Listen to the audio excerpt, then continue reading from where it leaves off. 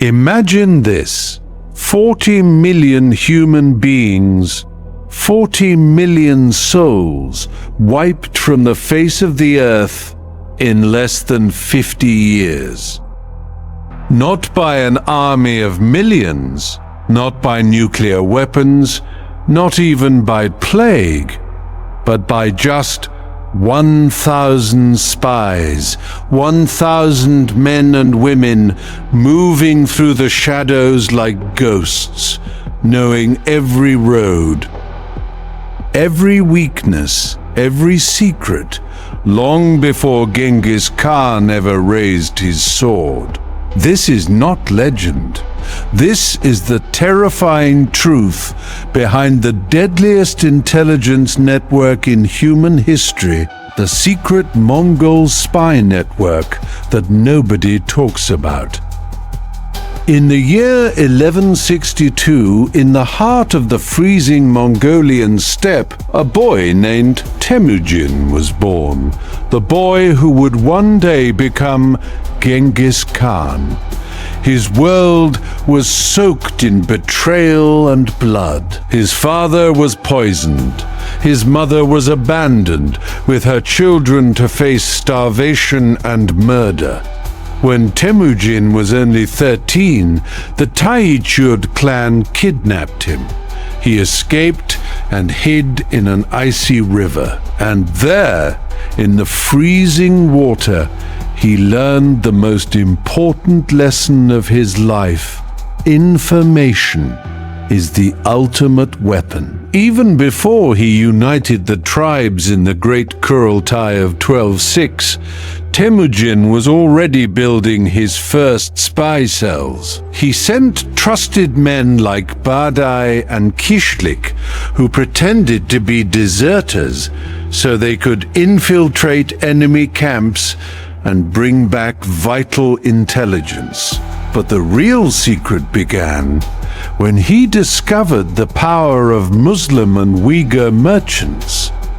These were not just traders of silk and spices, they were the eyes and ears of Genghis Khan. Men like Yelu Ahai and Hassan Haji traveled between empires, mapping cities, recording the names of generals, counting armies, and uncovering the internal rivalries of kings. At the same time, Genghis was building his secret system, the Yam, a network of lightning-fast relay stations, where horses could cover 300 miles in a single day, protected by golden Pesa tablets that acted like classified clearance passes.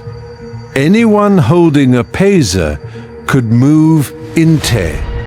Without ever raising his voice, Genghis Khan turned commerce into a weapon.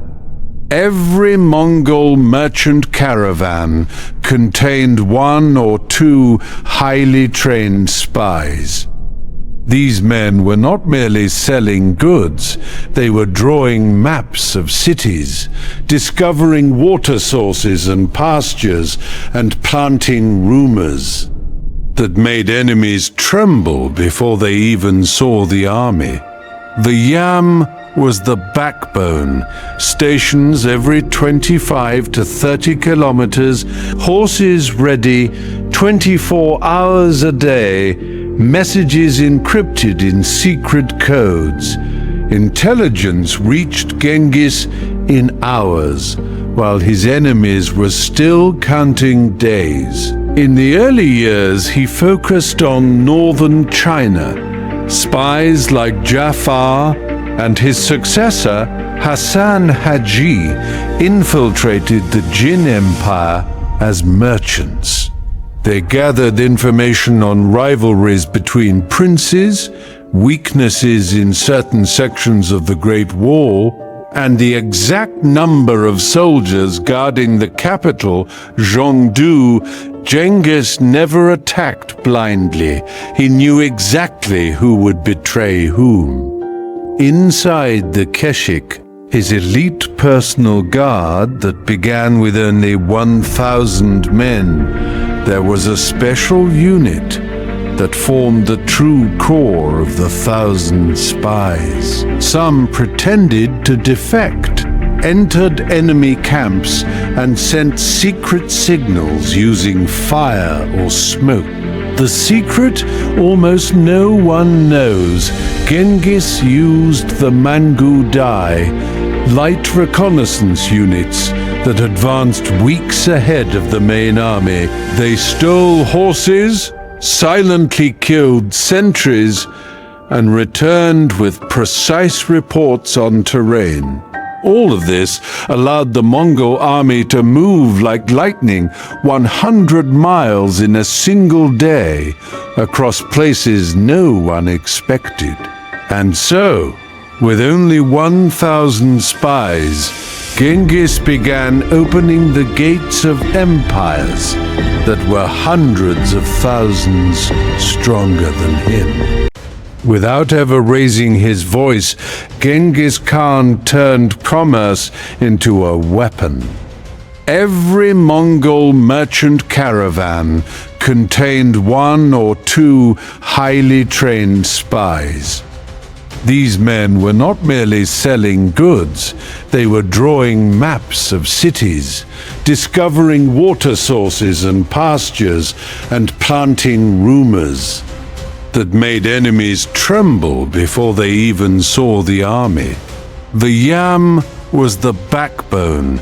Stations every 25 to 30 kilometers, horses ready 24 hours a day, messages encrypted in secret codes.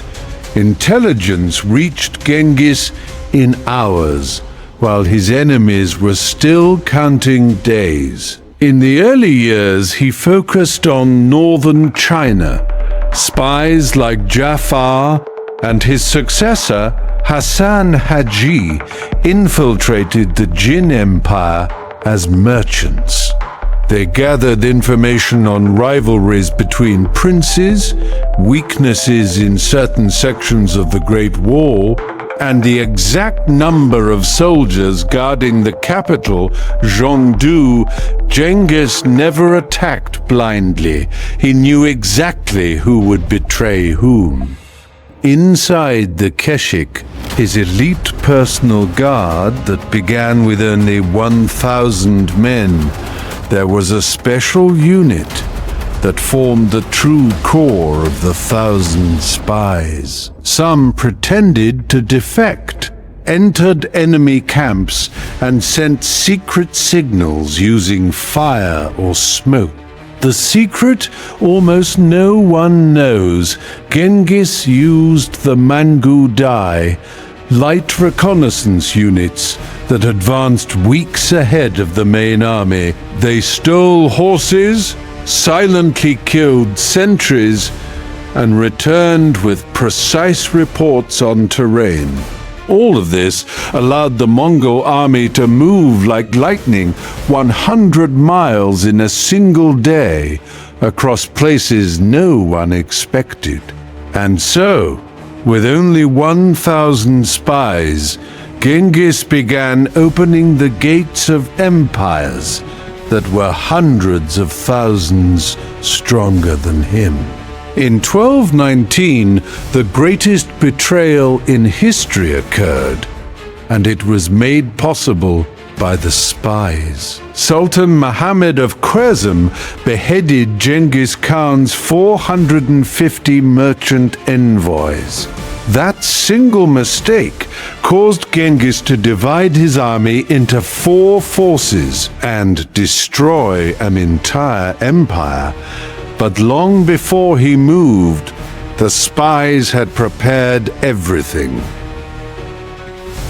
Spies inside the Khwarezm court, mostly Muslim merchants, revealed the fatal secret: the Sultan hated his own son, Jalal al-Din, and the generals were divided. The Mongols knew exactly that the Khwarezm army would never unite. In Bukhara and Samarkand, spies spread rumors that the Mongol army numbered 1 million, when in reality it was only 150,000. City after city surrendered without a fight. In Merv, 700,000 people were killed in a single day, according to Ibn al-Athir. The spies identified the exact locations of granaries and wells so they could cut the water supply and choke the city. After the destruction, the spies rode ahead to plant terror stories in Baghdad and Damascus, so those cities chose to pay tribute rather than fight. 1,000 spies caused an empire stretching from the Caspian Sea to India to collapse in just 2 years. After Khwarezm, the network turned westward. Before invading Europe in 1241, Subutai sent spies into Poland and Hungary for a full 10 years. They mapped the old Roman roads, learned which princes hated each other, and discovered that the church was weak. The spies planted rumors that the Mongols were devils from the east, so cities surrendered before they even saw the horses. In Hungary, a spy known only as the Kesik infiltrated the royal court and convinced several nobles to betray their king. The result? 40,000 Hungarians slaughtered in a single day at the Battle of Mohi. The network even used women. Some female spies married local princes just to send back critical information. Every campaign added more death until the total reached 40 million. These spies did not merely gather information, they manufactured history itself. When Genghis Khan died in 1227, his spy network covered 22% of the planet. The 40 million dead, a figure supported by Chinese and Persian records, caused entire farmlands to turn back into forests, temporarily changing the climate. But why is this secret so well hidden?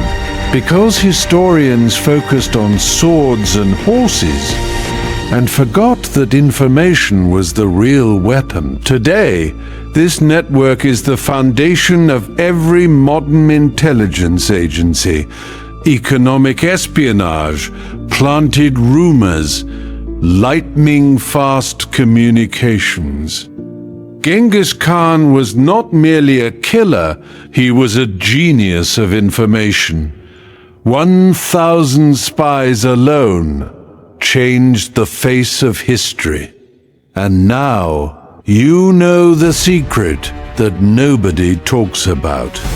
If you want the next episode about Mongol spies in Europe, subscribe and hit the bell.